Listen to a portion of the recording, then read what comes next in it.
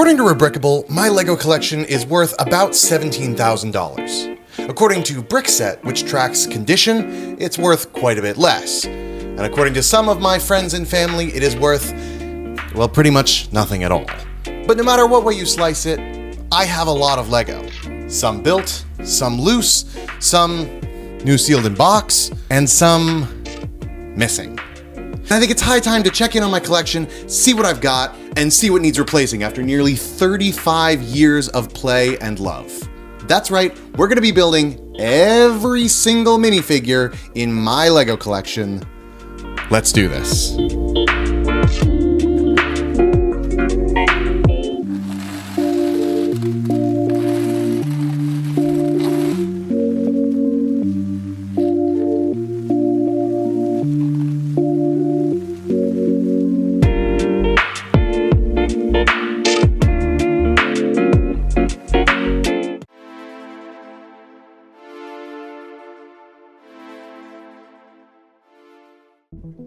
We're going to start off strong by talking about some retro space minifigures first, specifically M-Tron to start.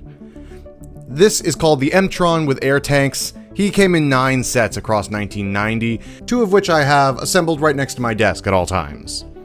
And here's a slightly updated one, still in the spirit of the old figures, but made using parts out of the new CMF figure that came out a couple years ago.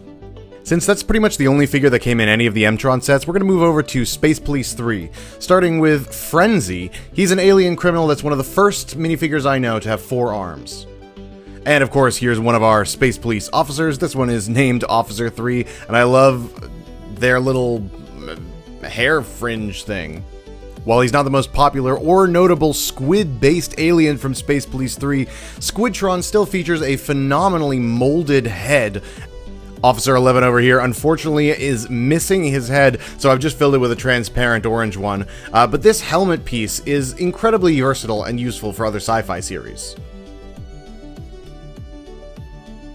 Space has never really been my thing as much as fantasy has, so we're going to skip all the way up to 2022, where, inexplicably, one of my favorite movies is the first Avatar from 2009.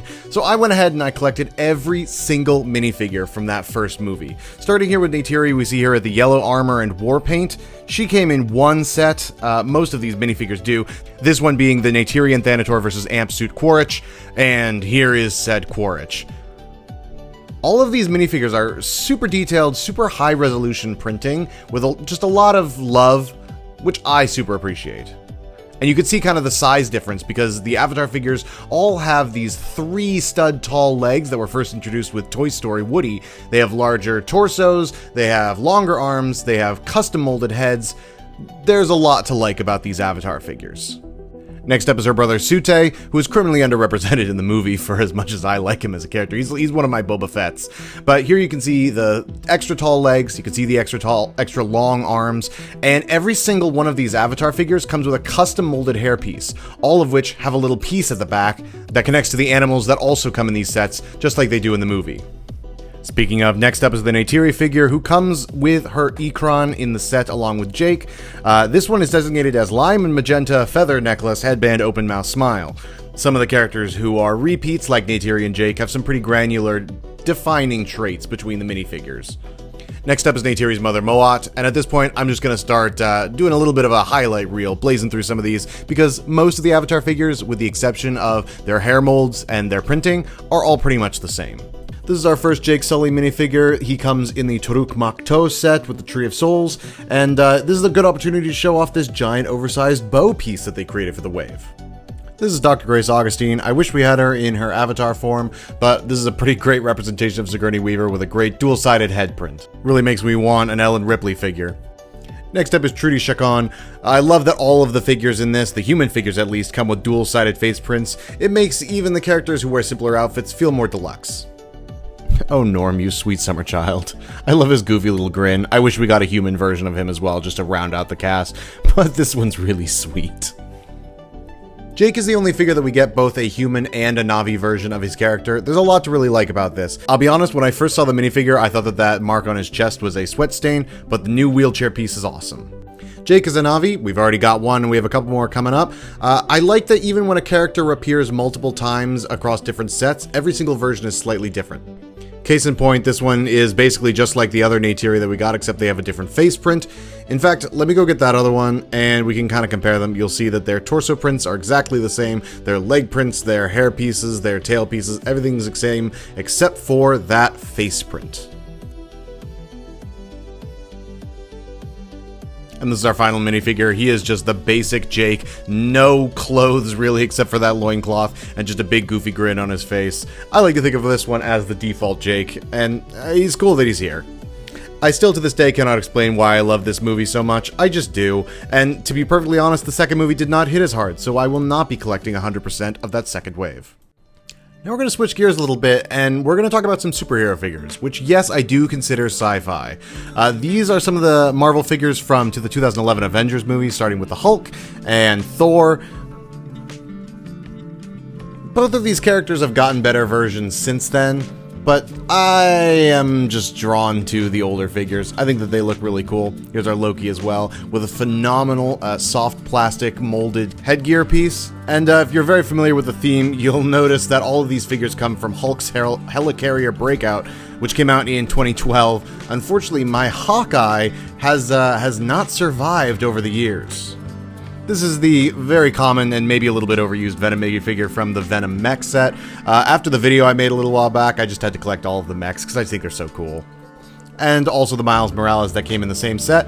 I really love this hood piece, and I love, I don't know, the idea of Spider-Man in a hoodie. Very, very cool. Very fun. Good to get a Miles Morales. Also came in that mech set.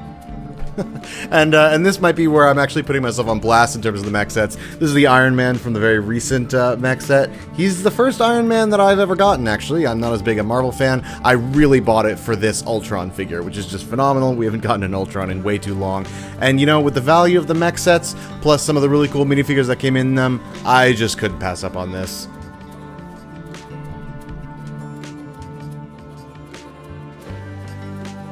And now to round out this sci-fi superhero extravaganza, we're going to talk about DC, starting with what used to be my favorite superhero, The Flash. Several of these are centered around Flash figures, such as this Gorilla Grodd Big Fig. Very cool printing. I don't know, it's always fun to see a gorilla, and especially after playing a lot of Donkey Kong Bonanza recently, gorillas are very on the mind. Captain Cold, also another iconic Flash villain, getting that sort of timeless cold weather parka hat piece thing. And then this one's just silly to me. I mean, he is just kind of a banana vendor guy. There was just recently a reference to him in the most recent Arkham modular series set.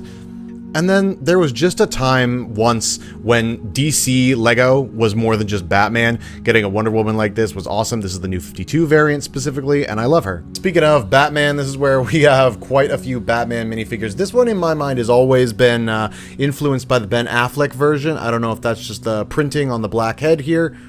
Oof, and if you've never heard of Mighty Micros, consider yourself lucky. I got this version because I want to have every version of the Flash ever made. As you can see, they're chibi, but it falls into the same category as Brickheads, where it's not really like a cute chibi, it's just a little bit, I don't know, frightening. This Batwoman is one of my favorite minifigures of all time, as you can tell by the extensive yellowing of her face print underneath that mask. We're just going to pop this off and flip it around to the other side that has not been yellowed over time. I'm very glad that we're finally getting a new version of Batwoman in the Arkham set. And then again, remember when DC just used to make characters that were really cool from the comics? This is OMAC.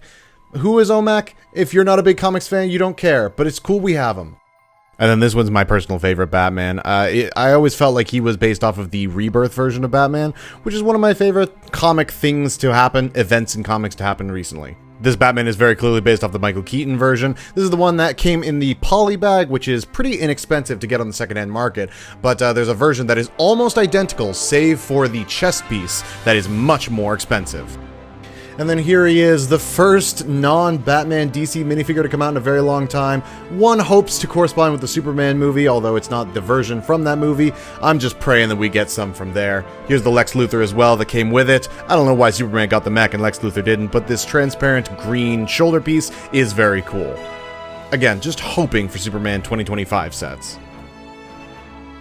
And that's gonna do it for all of our sci-fi themed minifigures. You might be wondering why I put superheroes in with sci-fi and space. I don't know, it all just fits. They're constantly bridging the gap between fantasy and sci-fi, and I wanted a reason to talk about all of these incredible minifigures. From our space minifigures back in the 90s all the way to our Avatar minifigures with their hugely decadent deluxe molds, to our superhero minifigures, the era of Batman and beyond. I have a huge appreciation for all of these minifigures. Many of them are ones that actually live 24/7 on display in my collection, whether it's in cases or in the sets that are meticulously organized. These are some of my favorites. I hope you enjoyed going through them with me, and stay tuned through the coming weeks as I go through all my minifigures from other themes, hopefully your favorite. Here's a sneak peek of next week's theme.